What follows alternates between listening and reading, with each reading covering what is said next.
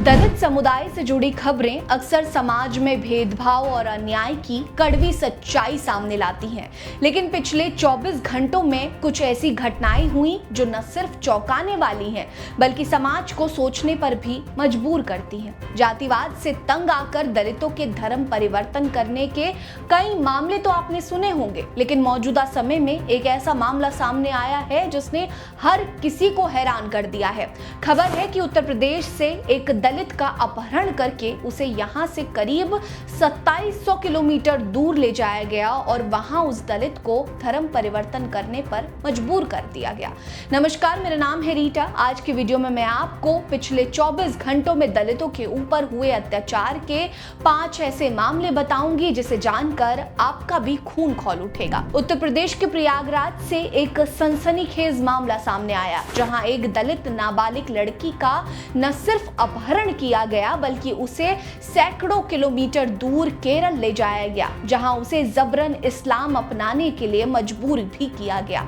इतना ही नहीं, इस नाबालिग दलित बच्ची को जिहादी आतंकी गतिविधियों की ट्रेनिंग दी जा रही थी, लेकिन नाबालिग उनके चंगुल से बच निकली और केरल पुलिस ने घर वापसी में उस बच्ची की मदद की। मामले में फूलपुर पुलिस ने पीड़ित परिवार की तहरीर पर मुकदमा दर्ज करते हुए तिलहट गांव की दरकशा बानो और उसके सहयोगी कैफ को गिरफ्तार कर लिया है। मुकदमे में धमकी, अपहरण, जाति सूचक गालियां देने की धाराएं शामिल की गई हैं। शुरुआती छानबीन में पता चला कि दरकशा बानो का एक बड़ा संगठन है जो गरीब परिवार की लड़कियों को पैसे का प्रलोभन देती है। इसके बाद उनका ब्रेन वॉश करके मतांतरण करवाती है। वो देश विरोधी गतिविधियों में संलिप्त रहने वाले संगठन के लिए भी काम करती है। हालांकि ये अभी तक क्लियर नहीं हुआ है कि दरकशा का ये गिरोह अब तक कितनी लड़कियों के साथ ऐसा कर चुका है। अगली खबर बीजेपी शासित राज्य राजस्थान से है, जहां से करीब हर रोज दलित उत्पीड़न की खबरें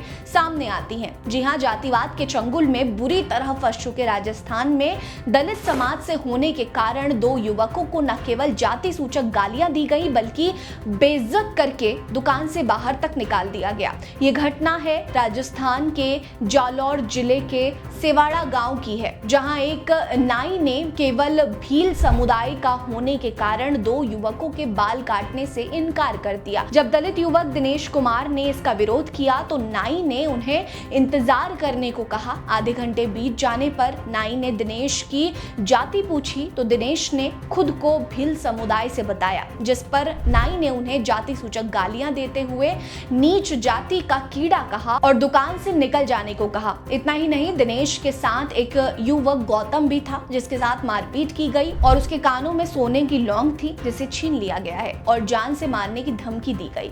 हालांकि इस मामले में अभी तक पुलिस ने कोई कार्रवाई नहीं की है, जिससे SC/ST संगठनों में काफी रोष है। वो जल्द से जल्द आरोपियों पर सख्त कार्रवाई करने की मांग कर रहे हैं। अब बढ़ते हैं अगली खबर की ओर। ऊंची जाति का दम भरने वाले और पिछड़ों को गालियां बकने वाले अब दलितों ने जब पलटवार किया तो उस मनुवादियों का चेहरा कैसा होगा, इसका सीधा उदाहरण है उत्तर प्रदेश का रहने वाला सुदामा मिश्रा। केवल एक अंडरवियर पहनकर भीम आर्मी और BSP सुप्रीमो मायावती को भद्दी गालियां देने वाला अब हाथ जोड़कर माफी मांग रहा है। जी हां, सुदामा मिश्रा का एक वीडियो वायरल हुआ था जिसमें वो मायावती और भीम आर्मी को गंदी गालियां दे रहा था। सीतापुर के संदना इलाके के आमघाट गांव का रहने वाला सुदामा मिश्रा खुद को लेबर अड्डे का ब्रांड एम्बेसडर बता रहा था, लेकिन जब भीम आर्मी ने इसका विरोध किया तो सुदामा मिश्रा लाइन पर आ गया। भीम आर्मी के सक्रिय सदस्यों के विरोध के बाद उसने एक दूसरी वीडियो जारी की जिसमें वो दलितों से, भीम आर्मी से और मायावती से माफी मांगता नजर आ रहा है। अगला मामला NDA शासित आंध्र प्रदेश की श्री वेंकटेश्वर वेटनरी यूनिवर्सिटी के डेयरी टेक्नोलॉजी कॉलेज का है, जहां दलित समाज से आने वाले एक प्रोफेसर की कुर्सी छीन ली गई। ये शख्स आंध्र प्रदेश की SVV यूनिवर्सिटी के assistant professor doctor Ravi Varma है। डॉक्टर वर्मा दलित समाज से आते हैं। आरोप है कि यूनिवर्सिटी के डिपार्टमेंट ने उनकी कुर्सी हटा दी, जिसके विरोध में वे जमीन पर ही बैठकर काम करने लगे। मीडिया रिपोर्ट्स की माने तो डॉक्टर वर्मा साल 2005 में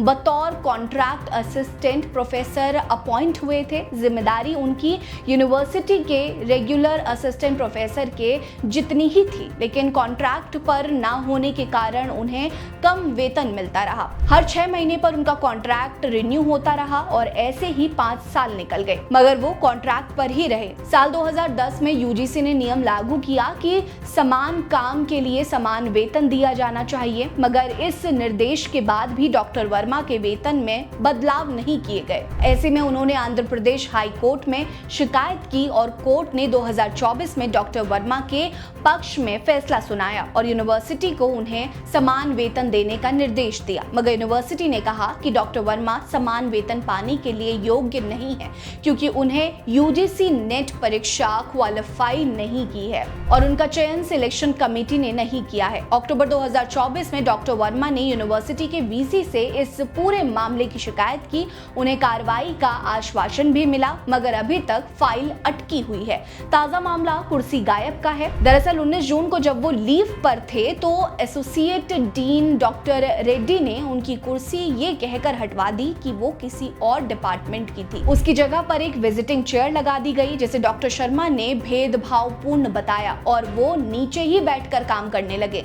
इस दलित प्रोफेसर ने राष्ट्रपति को चिट्ठी लिखकर मदद की मांग की है। अब बढ़ते हैं अगली खबर की ओर। दरअसल प्रयागराज में पीड़िता से मिलने से रोकने पर भीम आर्मी के कार्यकर्ताओं ने जमकर तोड़फोड़ की है। बीते महीने पाल समाज की एक दलित बच्ची के साथ की घटना को लेकर प्रयागराज में सनसनी फैल गई। जब भीम आर्मी प्रमुख चंद्रशेखर आजाद ने पीड़िता के परिवार से मिलने की कोशिश की तो उन्हें पुलिस ने रोक लिया और सर्किट हाउस में नजरबंद कर दिया, जिसके बाद उनके कार्यकर्ताओं ने जमकर हंगामा किया और पुलिस वालों के खिलाफ मोर्चे निकाले जा रहे हैं। आजाद ने ऐलान किया है कि वो भले ही पीड़िता के परिवार से ना मिल पाए हों, लेकिन वो अपनी लड़ाई जारी रखेंगे। इस मामले में आरोपी ब्राह्मण समाज से हैं और खबरों की माने तो इस खबर के सामने आने के बाद आरोपी के पिता ने कर ली। आपको बता दें कि पाल और ब्राह्मण समाज दोनों खुद को पीड़ित बता रहे हैं। ऐसे में सच क्या है इसका खुलासा होना अभी बाकी है, लेकिन जिस तरह का पुलिस का रुख है उससे ये समझना मुश्किल है कि आखिर